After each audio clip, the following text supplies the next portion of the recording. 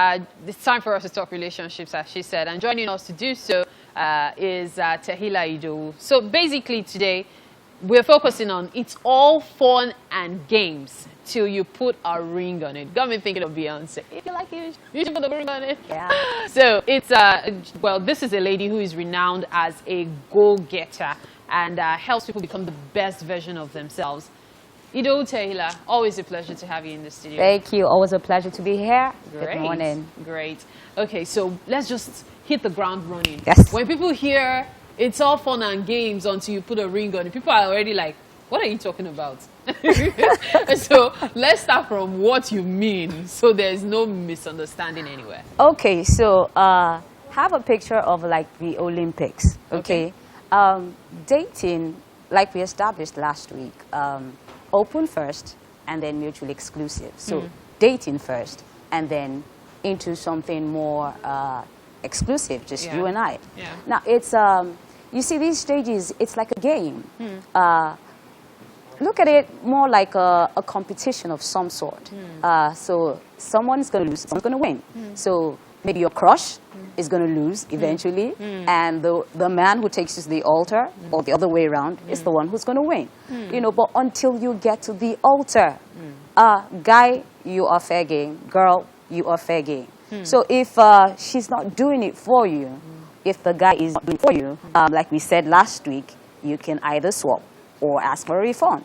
You know, so if someone else shows up, ask for a refund. Yes, yes. Wow. Okay. So if someone comes and that person is singing your tune, like a musical instrument, Spanish if guitar he's thing. if he's vibing with you, yes, you can just, you know, change your mind. Now, don't get me wrong, okay? So some people say, oh, but we've been dating for years, or, you know, we've been trying to, like you said last week, we finally found our rhythm, and we are now courting with the hope of getting married. Beautiful. But you see, everyone has their good parts, and everyone has their not so good parts. I'm not going to call them bad parts. So let's liken that to like a choir, because I love music. Okay, so you have people who know how to sing, and you have people who need a little help. Yeah, so the not so good parts are the parts that need a little help, like a musical instrument that needs to be tuned, like a violin or a cello. You need to tune it before you play. Yeah, so if you see that these parts of him, the guy, or these parts of her that needs to be tuned, can I cope with it? Can I deal with this in 3 years? Can I deal with this in 5 years in marriage? If you cannot tune, if you can't make good music together, then it's advisable that you walk away amicably. Amicably. So let me bring up different analogies that people are going to be thinking of now. Okay, so analogy one. Yes. We're in a relationship together. I am not happy, and because we are not married, it's easy now for me to, if I find somebody who makes me happy, I can take a walk. Yes. Two, we are in a relationship together. You don't do the things I like, and we can't seem to understand each other. I can take a walk, right? Yes. So these are the scenario you're looking at, isn't it? Yes. For example, I'm going to refer again to last week's episode where we said in dating, you're getting to know the other person. Okay, so you must have found your flavor, like we said, and see that we vibe together. And then you enter into a mutually exclusive. So if you're in this mutually exclusive relationship and then you find out that he's still not doing it for you, it means that you have tried, you know, all that you know how to, and then it's not working. So you know what you're going to do for me? We're going to continue this conversation, but we really must take this break. Stay with us.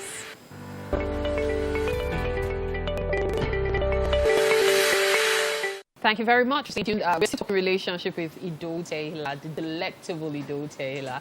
And what we've been focusing on basically has been on knowing when to say goodbye. Like, if things aren't working, as long as the ring hasn't been put on it, you have every right to leave. So that's basically what we've been talking about. Now, I want you to tell me when and why I should consider taking a walk, especially if I find someone else, or even for some people, you might not even find someone else before you decide this thing isn't working. So when and why should I? So you see, a relationship is not like a job where, you know, people advise you have a plan B before you leave your job. You know, I'm sure you heard that before. You know, so you may not necessarily have a plan B when you decide to move on with your life. I don't want to use the phrase walk away because, you know, that seems rather pessimistic. Yes, so you part ways amicably.